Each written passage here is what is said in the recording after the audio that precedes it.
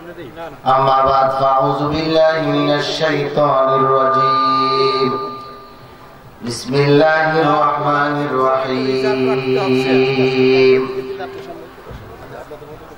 قل هل يستوي الذين يعلمون والذين لا يعلمون صدق الله العظيم قال رسول الله صلى الله عليه وسلم من بنى لله مسجدا بنى الله له بيتا في الجنة أو كما قال عليه الصلاة والسلام اللهم صل على سيدنا مولانا محمد صلى الله عليه وعلى آله وأصحابه أجمعين بلغ العلا بكماله كشف الدجى بجماله حسنت جميع خصاله صلوا عليه وآله سبق پر پھر صداقت کا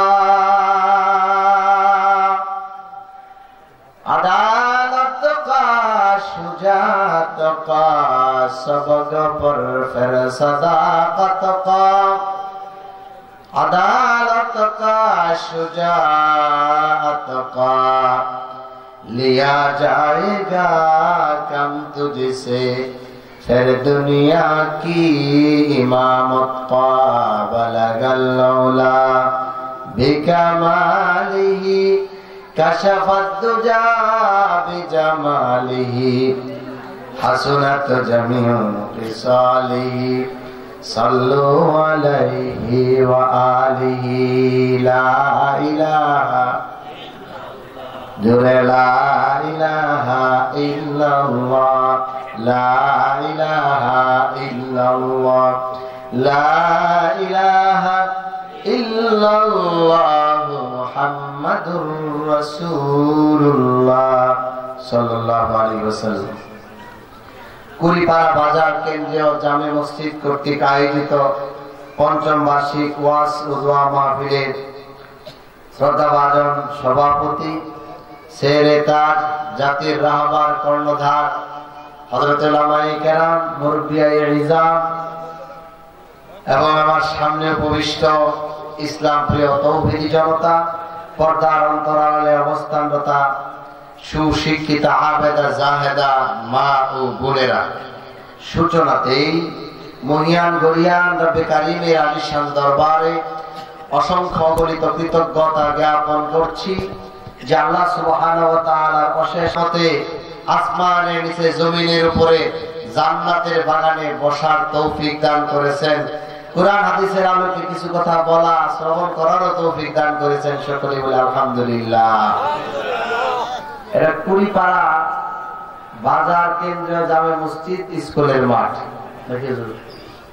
এটা এই মুহূর্তে ভুইলা যার নামটা এই মুহূর্তে আল্লাহর হাবিবের ভাষ্য অনুযায়ী জান্নাতের বাগান সুবহানাল্লাহ বলেন না এই জন্য আমি বিনীত ভাবে অনুরোধ করি বাংলাদেশের শ্রেষ্ঠ উলামায়ে কেরামের হৃদয়ের মণি কিভাবে আপনারা পাইলেন মুফতি দেলোয়ার হোসেন দামাত বারাকাতুহুল্লাহ আলিয়াকে কিছুক্ষণের মধ্যে তাশরীফ আনবেন আপনারা ডানে বামে সামনে পিছনে বাজারে বিভিন্ন জায়গায় ঘোরাফেরা না করে আল্লাহর রাস্তায় জান্নাতের বাগানে এসে বসে যান কোন কথায় কোন মুহূর্তে কোন সুবহান আলহামদুলিল্লাহ উসিলা আল্লাহ আপনার জীবনের সমস্ত গুনাহ মাফ করবেন আপনি হয়তো জানেন না মেহেরবানি করে আসুন বসুন বরকতের জন্য অপেক্ষা করুন আল্লাহর রহমত আপনাদের উপর বৃষ্টির মতো বর্ষিত হচ্ছে চতুর্দিকে আল্লাহর রহমতের ফেরেশতারা আপনাদের জন্য দোয়া করছে কখন দোয়া কবুল হয়ে যাবে তো আল্লাহ জীবনের সমস্ত গুনাহ মাফ করে দিবেন একবার সারা বলেন যে it is not guardianship people thinks the beginning of creator some people think that the success depend in life ঘরে বসা বসা তো বাজারে বসে চা স্টলে বসে আল্লাহর রহমত পাওয়া যায় না আল্লাহর রহমত পাইতে হলে রহমতের জায়গায় যাইতে হয় টিকেট না কেটে গাড়িতে না উঠে যেমন গন্তব্যে পৌঁছানো সম্ভব নয় ঘরে বসে শাস্ত্রে বসে আল্লাহ থেকে মাগফিরাত রহমত চাওয়া ঠিক ওই রকমই অসম্ভব সুতরাং man is the maker of his own fate. তোমার ভাগ্য তুমি পরিবর্তন করতে পারো না, তুমি নিজেকে পরিবর্তন করতে পারলো না, তুমি কে নিজেকে নিজেই চিনলা না, তাহলে আল্লাহর পক্ষ থেকে পুরস্কার কিভাবে নিবা? মুআজ্জাজ মুহতারাম, যত মাস সন্ধ্যার পর থেকে হয়েছে আরো হইবে, আপনারা সব মিলে একটা ক্যালকুলেশন করে একটা রেজাল্ট বাহির করবেন। প্রথম রেজাল্ট বাহির করবেন আপনি কে, আপনার পরিচয়টা কি।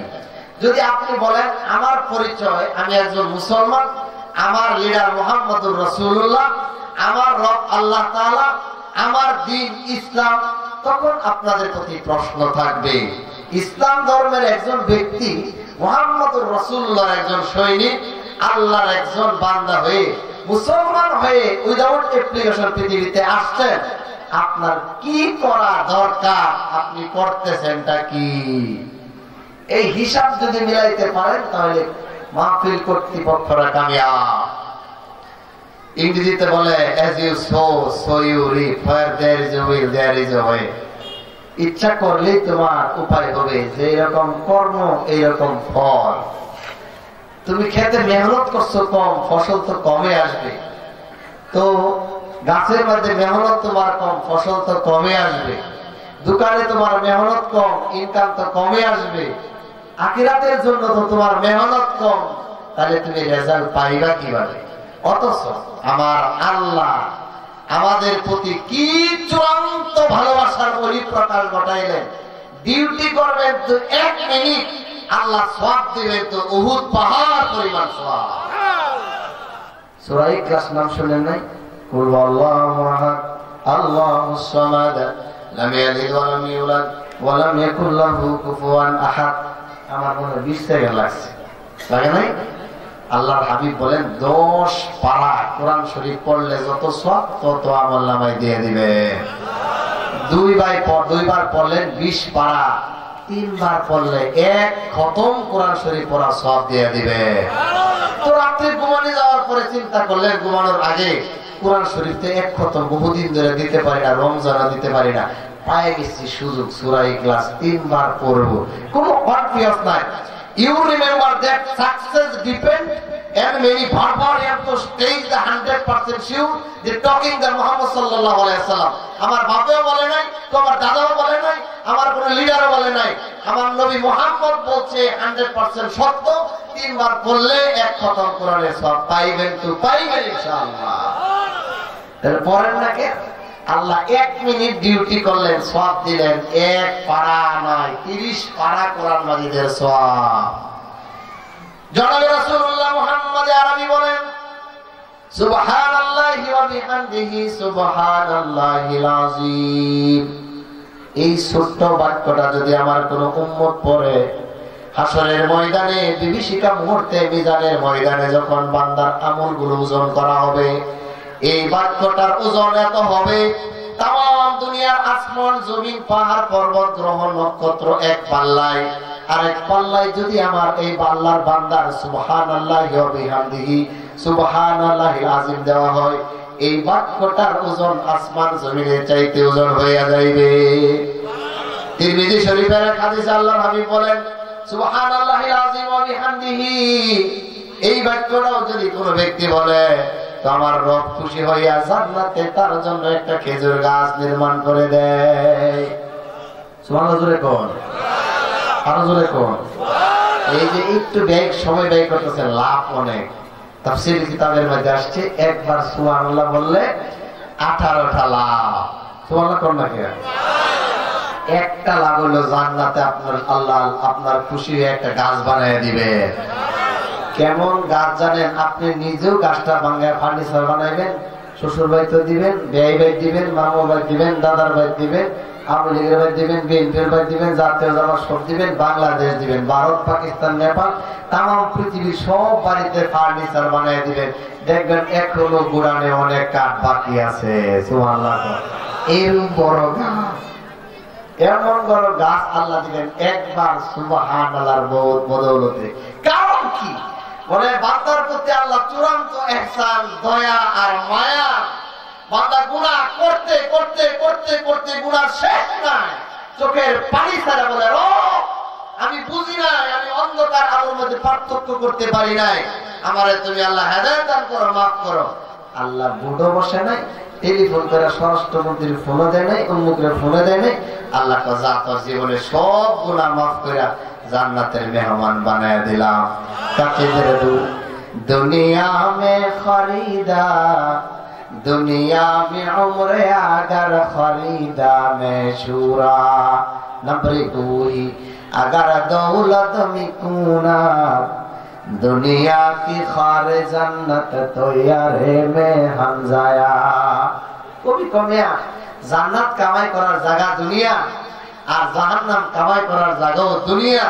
মেহনতের জন্য তুমি তোমার সিলেবাস কইলা সাজেশন তোমার প্রস্তুত করতে হবে, কি কি পড়লে কমন পড়বে আমি পরীক্ষায় পাস করতে পারি।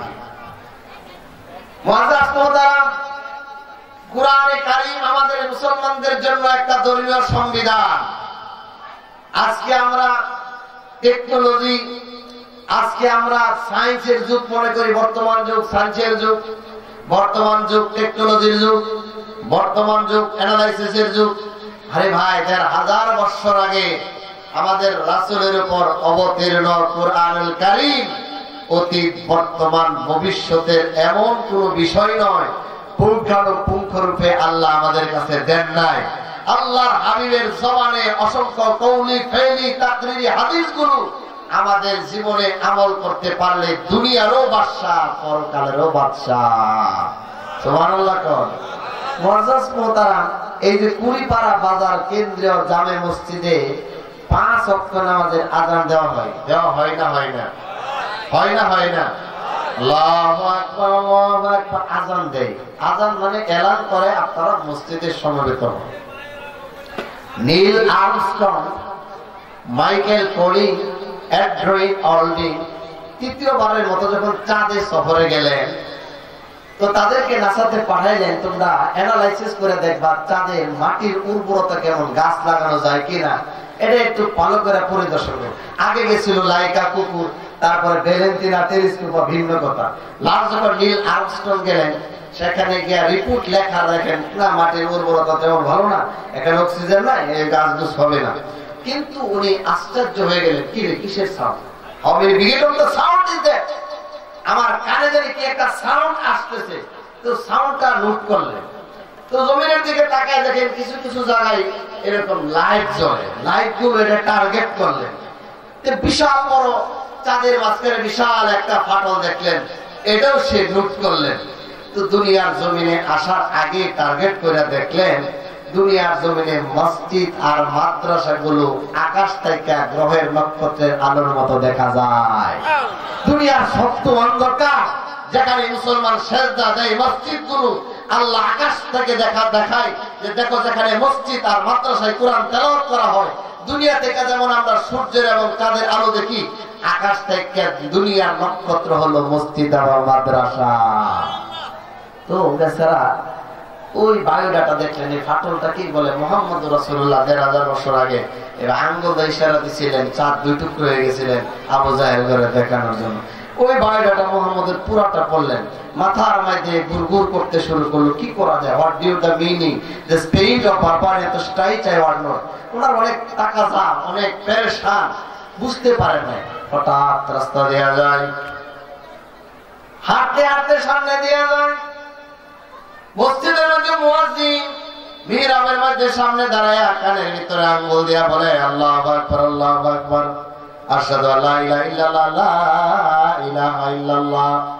নীল আর্মস্ট্রং থামে গেলেন, আশ্চর্য হয়ে গেলেন, এই কথাই তো আমি শুনেছিলাম চাঁদের মধ্যে, কিন্তু এত সুন্দর স্লোগান, কোন মিউজিশিয়ান নাই, কোন বাদ্যযন্ত্র নাই, কোন ঢোল নাই, কোন হারমোনি নাই, কোন তবলা নাই। আজানের পরে উনি ডাক দিলেন, my brother come here, there is no musician, what is this song? It is of Allah, there is invited to singer of song. বড় একটা লম্বা বক্তব্য দিলেন, আপনি এত সুন্দর সিঙ্গার, এত বড় গায়ক, কোন মিউজিশিয়ান থেকে কোন ট্রেনিং করেন নাই, এত সুন্দর সুরলিত কথাগুলো আপনি কোথায় থেকে বললেন? বলেন, আমি কোন ভার্সিটি স্টুডেন্ট নয়, আমি কোন কলেজ থেকে মিউজিশিয়ান নয়, এটা কোনো গান নয়, এটা কোনো কবিতা নয়, এটা কোনো গল্প নয়, লক্ষ্য করে দেখান, কিছুক্ষণের মাঝে দেখবেন বিভিন্ন প্রান্ত থেকে মুসলমানরা আসবে মুসলমানদের প্রেয়ারের জন্য। এই প্রেয়ার হলের মধ্যে আহ্বান সূচক কলিং একটা শব্দ ব্যবহার করলাম, আরবিতে যাকে বলা হয় আযান। নীল আর্মস্ট্রং থাইমে গেলেন, তার ভিতরে একটা ধাক্কা লাগলেন, মুহাম্মদের নাম উচ্চারণ হয়, আল্লাহর নাম উচ্চারণ হয়। এই মসজিদে মানুষগুলো ঢুকে, সামনে একজন লোক দাঁড়ায় গেল, হাতগুলো উঠাইলো, তারাও তো উঠাইলো, দেখলাম রুকুর মাঝে চলে গেল, তারাও সবাই রুকুর মাঝে চলে গেল। এত বড় সুন্দর একটা এক্সারসাইজ, এত বড় সুন্দর একটা মিলন। অনেক বাইরেটা পড়তে পড়তে পড়তে পড়তে পড়তে পড়তে দেখেন এমন মজা। শেষ পর্যন্ত মুরব্বীরা বলে, উলামায়ে কেরাম বলে, ইতিহাস বলে, মুসলমান পণ্ডিতের কাছে গিয়া কালিমা পড়ে মুসলমান হইয়া গেল। আদরে কোন কইতেটা সুবহানাল্লাহ। হুজুর আমার আগে একটা স্পেশাল একটা পার্টি মজমার আলুয়ার মতো, আমার অস্ত তার শুনতে নাই।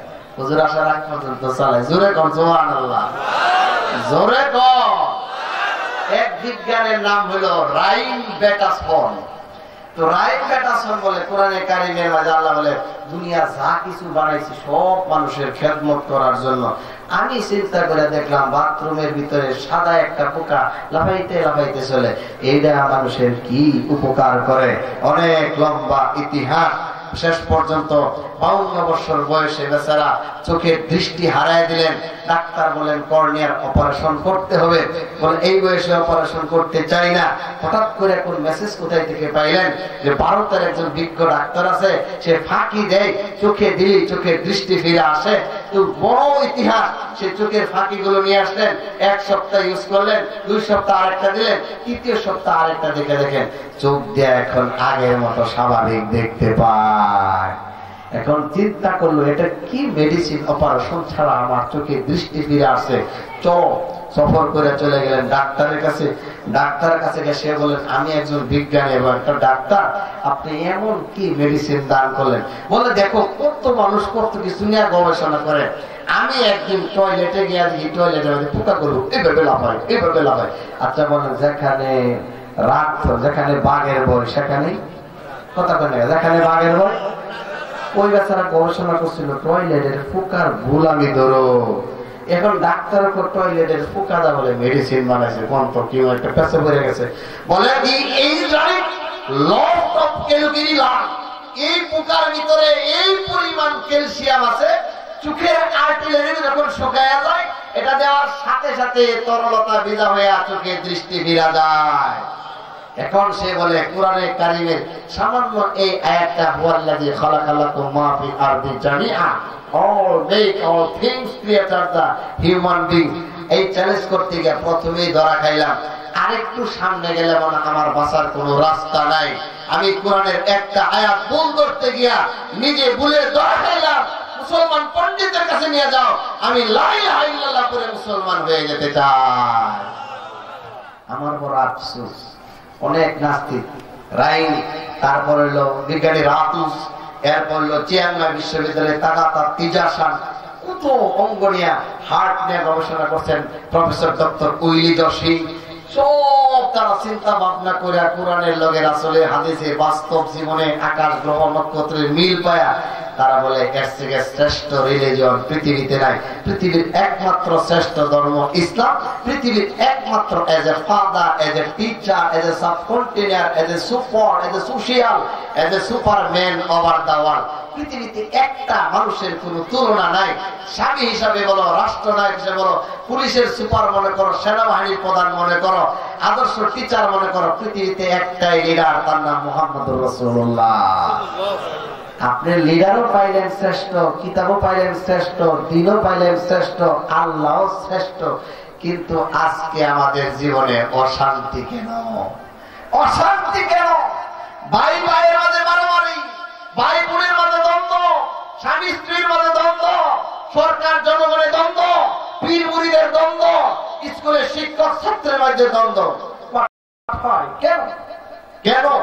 আপনি কোথায় ভুল করতেছেন একটু পিছনে চলে আসেন। কোথায় জানি আপনার ব্লাঙ্কস আছে? না ইসলাম এত শালীনতা, এত সুন্দর, মুসলমান এত শ্রেষ্ঠ ধর্ম, এই ধর্মের কাছে যারা আসে আল্লাহ তার আসমানের পক্ষ থেকে প্রশান্তি নাজিল করে দেয়। জোরে সুবহানাল্লাহ বলবেন না? আপনি কেমন, আপনি কোন অ্যাপ্লিকেশন করছেন যে আল্লাহ আমি মুসলমান জাতি হিসেবে দুনিয়াতে আসতে চাই? চিন্তা করছেন? খ্রিস্টানরা ইহুদিরা গবেষণা করে। চলে আসি, সময় অল্প। মসজিদের বিশেষ আমলগুলো আপনারা করেন, 5 ওয়াক্ত নামাজ করেন না? করেন না? এটা না ওই খ্রিস্টানদের, নাস্তিকদের, বিজ্ঞানের, ডাক্তারদের মাথা ব্যথা। ইসলাম ধর্মে এটা কেমন নিয়ম যে তারা মসজিদে গিয়া এইভাবে আবার রুকু দেয়, সাজদা দেয়, কি দেয়? এটা নিয়ে তারা ভুল খুঁজতে যায়। এটা কি ভুয়া একটা কাজ। রিসার্চ করতে করতে করতে করতে করতে করতে প্রায় 63 বছর পরে বর্তমান সারা বিশ্বের সমস্ত হিউম্যান বডি রিলেশনে এক্সপেরিয়েন্সিপরা, যেমন ফ্রান্স, কানাডা, থাইল্যান্ড, ইটালি, যুক্তরাজ্য দেখছি।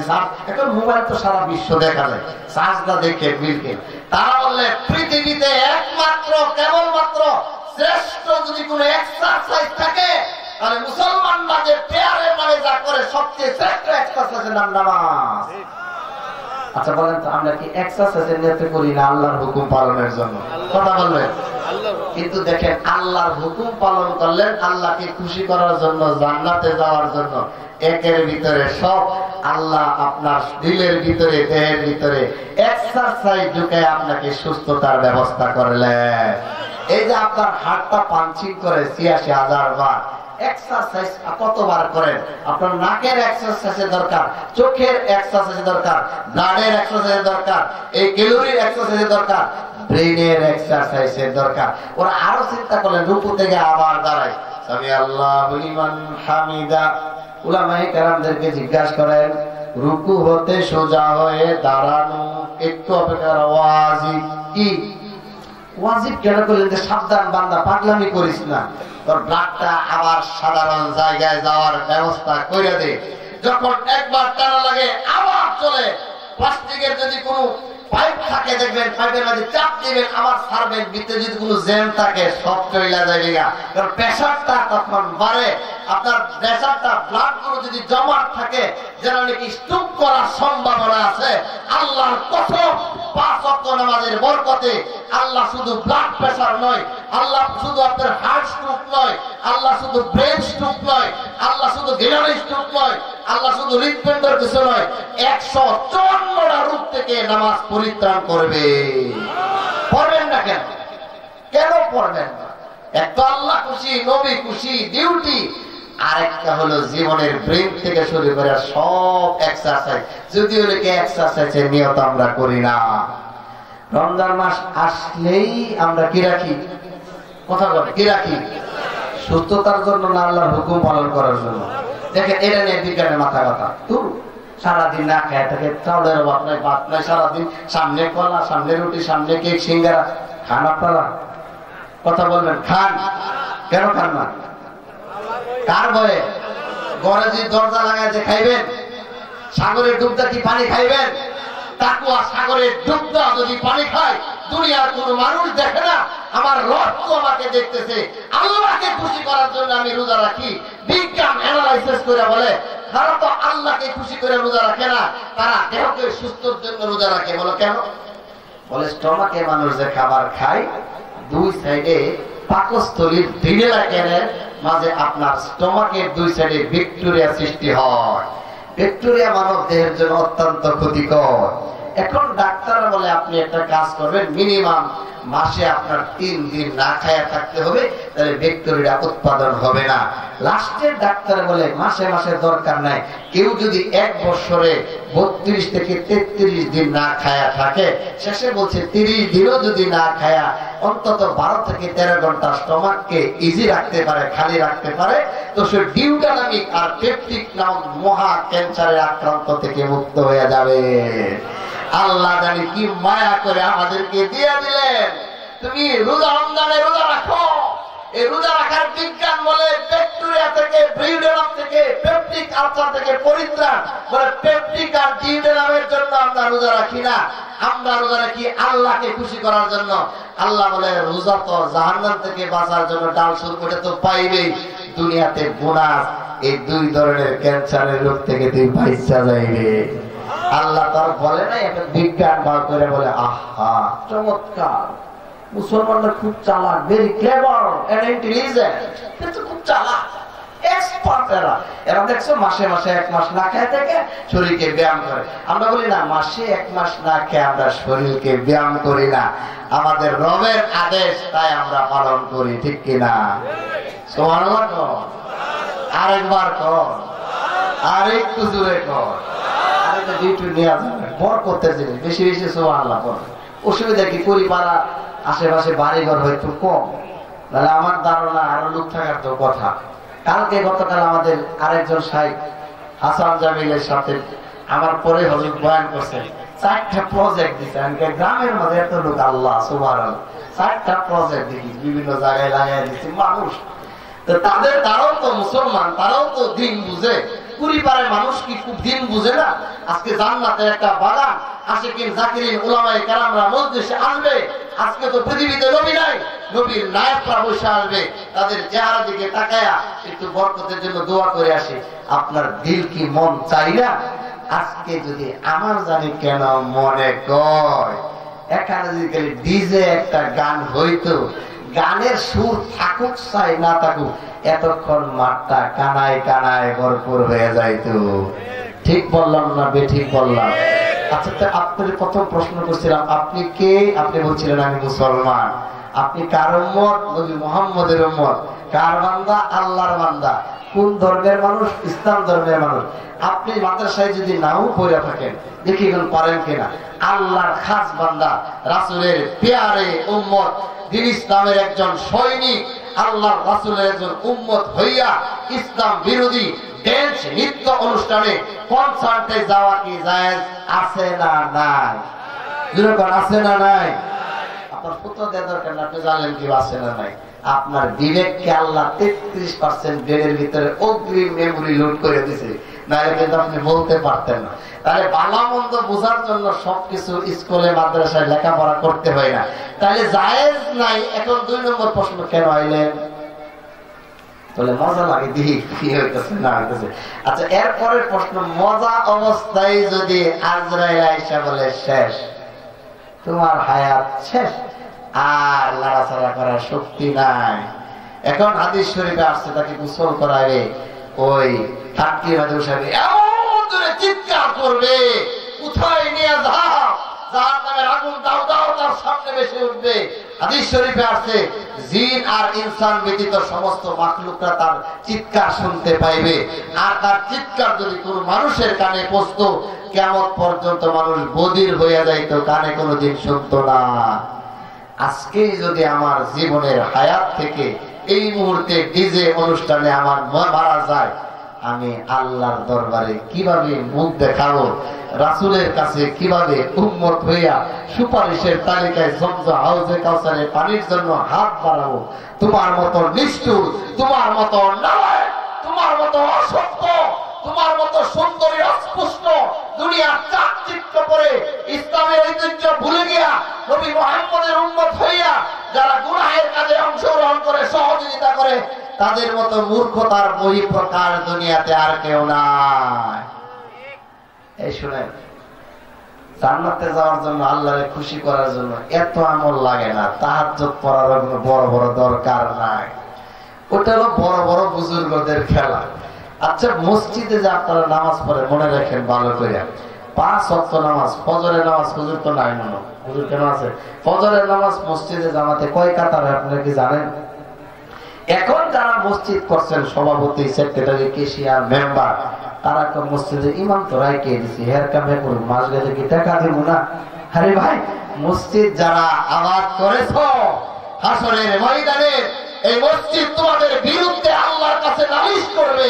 আল্লাহ এরা আমাকে প্রতিষ্ঠা করেছে, স্বাধীনতা অর্জন হয়েছে, স্বাধীনতা রক্ষা করা বড়ই কঠিন, মসজিদের হক কেন আদায় করলেন না?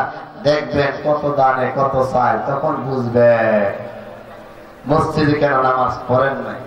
এখন যদি আপনাদেরকে বলি হাত ওঠান, আমি অপমান দিতে চাই না, যে আজ হলো বৃহস্পতিবার, গত বৃহস্পতিবার থেকে আজকে বৃহস্পতিবার, এই 5 ওয়াক্ত নামাজ ছাড়েন নাই, ফজরের নামাজ ছাড়েন নাই, আপনারা হাত ওঠান, দেখবেন সব হাত ওঠানির পক্ষে খুব কম, না ওঠার বেশি। আচ্ছা বলেন তো, গত জুম্মা থেকে আগামীকালে জুম্মা পর্যন্ত এক ওয়াক্ত নামাজও কাজা করেন নাই, এরকম লোক কি কুড়িপাড়া পাওয়া যাবে না? বলবেন পাওয়া যাবে? কারণ কি? আপনি না মুসলমান, এটা আল্লাহ ডিউটি, কেন করলেন? কেন করেন নাই? একটা মুসলমানের কোন সাহসে ফরজ আর ওয়াজিব নামাজ তরক করে? রাসূলের বিখ্যাত সাহাবী ওলিয়ে কাদের আমিরে মুআবিয়া রাদিয়াল্লাহু তাআলা, একটু বলি, হযরত আমিরে মুআবিয়া রাদিয়াল্লাহু তাআলা 24 বা 30 বছর একাধারে যখন তাহাজ্জুদের নামাজ পড়তেছিলেন, হঠাৎ একদিন তাহাজ্জুদের নামাজ ছুটে যায়। তাহাজ্জুদের নামাজের সময় শেষ।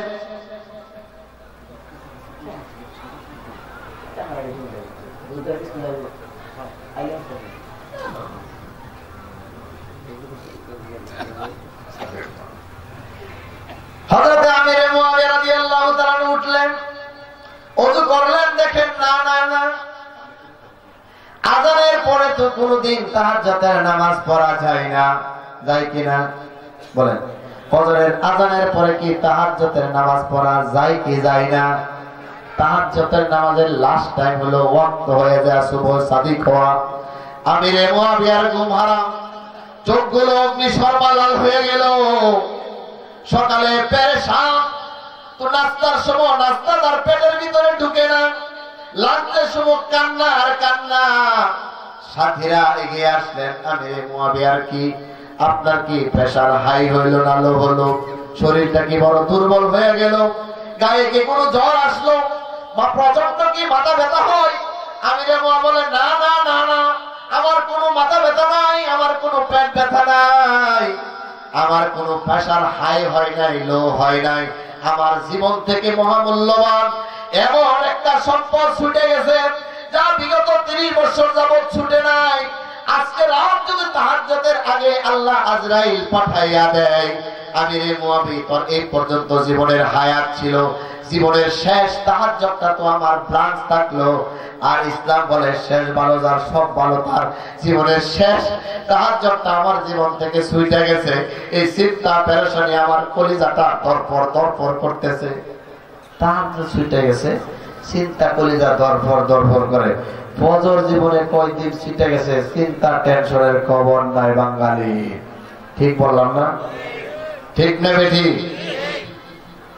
তাছাড়া টেনশনে কান্না, চোখের পানি দেখা এলহাম নাজিল হয়ে গেল, আমিরে মুআবিয়া আর কান্দিস না, বড় কোনো অন্যায় তো গরজ নাই, তাহাজ্জুদ না পড়লে কোনো গুনাহ নাই, এটা না একদিন ছুটে গেছে, এত আফসোস করলে চোখের পানি ছাইরা বুক কাঁপাইতে শুরু করলে আল্লাহর পক্ষ থেকে জানিয়ে দেওয়া হলো, আমিরে মুআবিয়া একটা তাহাজ্জুদ ছুটে যাওয়ার কারণে আফসোসে চোখের পানি দিয়ে জামা ভিজায় দিলা, আগামী 40 বছরের তাহাজ্জুদের সওয়াব তোর আমলনামায় দিয়ে দিলাম।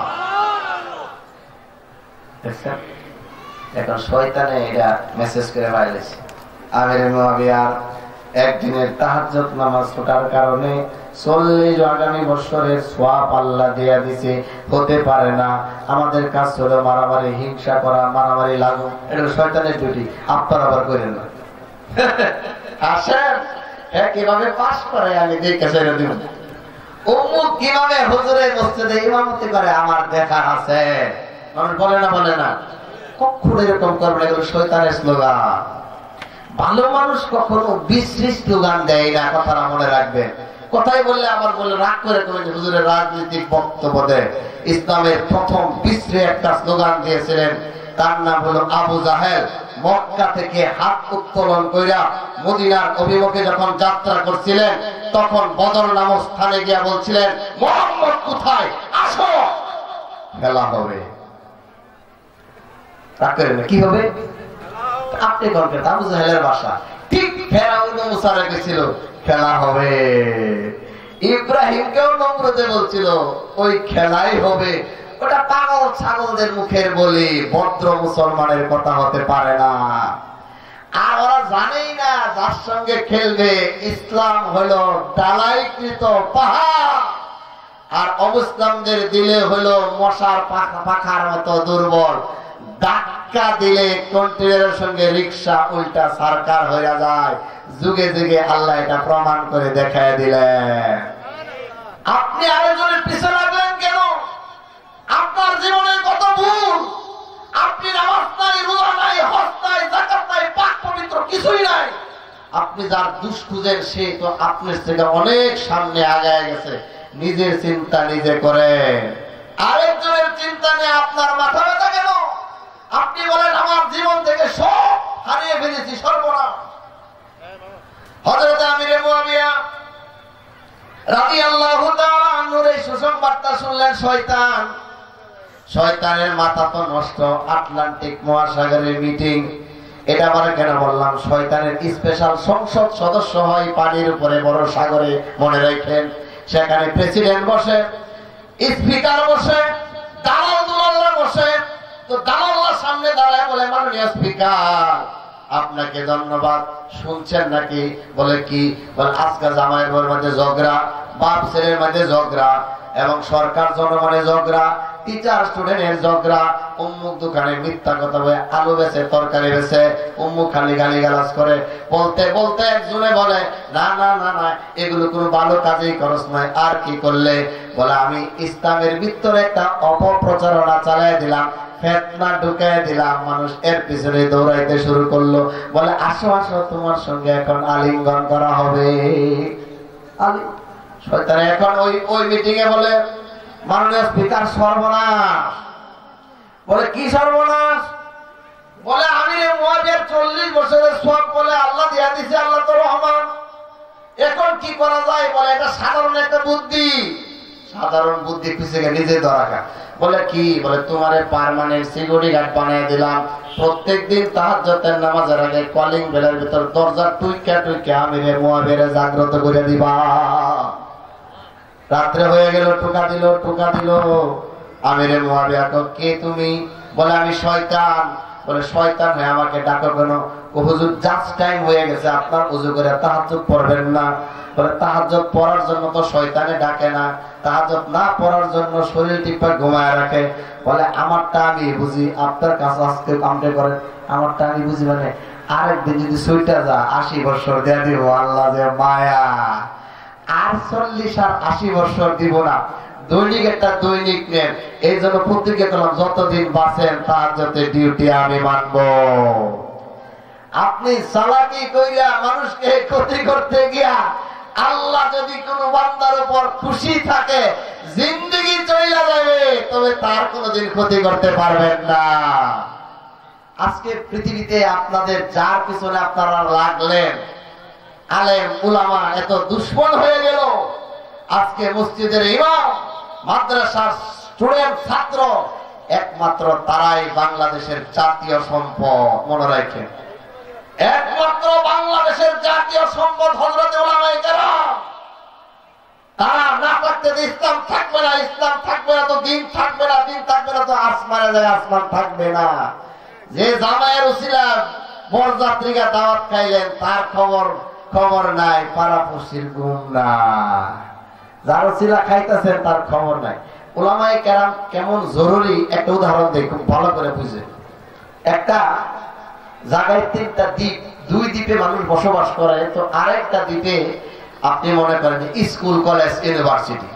তো মাঝিরা নৌকা দিয়া ওই বসবাসকৃত জায়গা থেকে স্কুলের দ্বীপে মানুষ নিয়ে যায়। অনেকদিন ধরে ঘটনা চলতেছে। হঠাৎ করে একদিন ফিজিক্সের স্টুডেন্টরা, ম্যাথের স্টুডেন্টরা বলে আজকে আঙ্কেলের সঙ্গে একটু শয়তানি করুন। এখন নৌকা যখন মাঝখানে চলে গেল, বলে আঙ্কেল আপনি কি ম্যাথ বুঝেন? বলে না বাবা রে, আমি তো ম্যাথ অঙ্ক মঙ্ক এত বুঝি না, আমি গাড়ির মাঝি।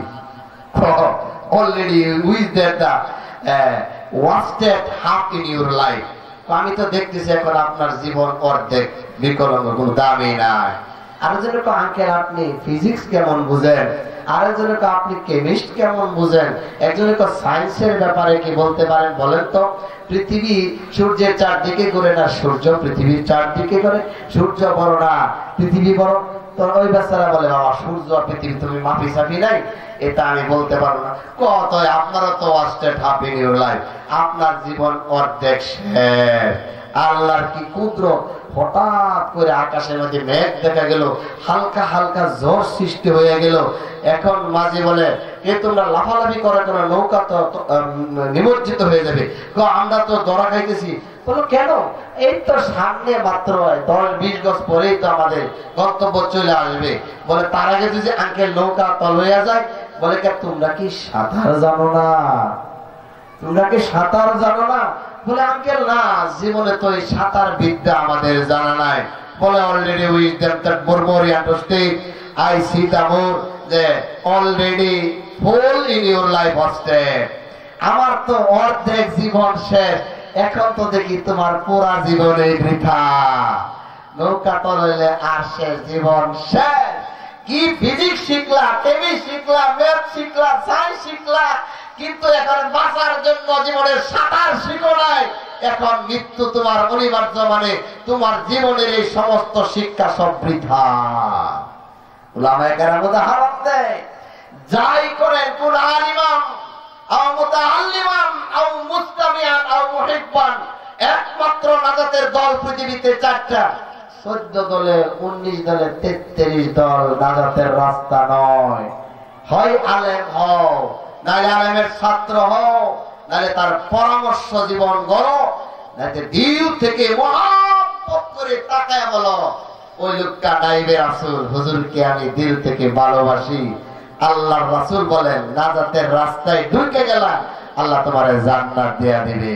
ওয়ালা তাকুনু খামিসান, কিন্তু 5 নম্বর দলে ভর্তি হয়ে গেলে নাজাতের কোনো রাস্তা নাই, ধ্বংস হওয়া অনিবার্য। হাসরের ময়দানে আল্লাহ আপনারা জিজ্ঞাসা করবেন, একটা অপশন মনে রাখেন, বড় ওয়াজ করার সময় পাবো না। কোন দলের মান? রাসূল বলেন, মান তাশাব্বাহা বিকাউমিন ফাহুয়া মিনহু। তোমার নেতা কেডা? আমার নেতা জাতির পিতা বঙ্গবন্ধু। তোমার নেতা কেডা? শহীদ জিয়াউর রহমান। তোমার নেতা বলে যে অমুক। বলে যে যারে অন্তর থেকে ভালোবাসো তার কাতার রেডি, দাঁড়ায়া যাও। এখন আরেকটা কথা বুঝেন, যার পিছনে দৌড়াইলেন সে যে আপনার বিপদে ফেলাইব, একটু বুঝেন। কি বিপদে ফেলাইব? দৌড়াইলেন, যেহেতু প্রত্যেক দেশের রাষ্ট্রপ্রধানকে আল্লাহ ডাকবেন, তাহলে ডাকের ভিতরে খালেদা জিয়া ধরা খাইব, শেখ হাসিনা ধরা খাইব। তো ধরেন শেখ হাসিনা ডাকে গেলে দেখা, জনগণের প্রতি তোমার যে হক ছিল দেশের, কি পরিমাণ হক আদায় করছো, আর কি পরিমাণ বাটপার করে বিদেশে বাড়ি করছো, জবাব দেও। ওখানে কি জবাব দিতে পারবো? আপনার মনে হয় দিতে পারবো? হাদিসের খবর দিতে পারবে?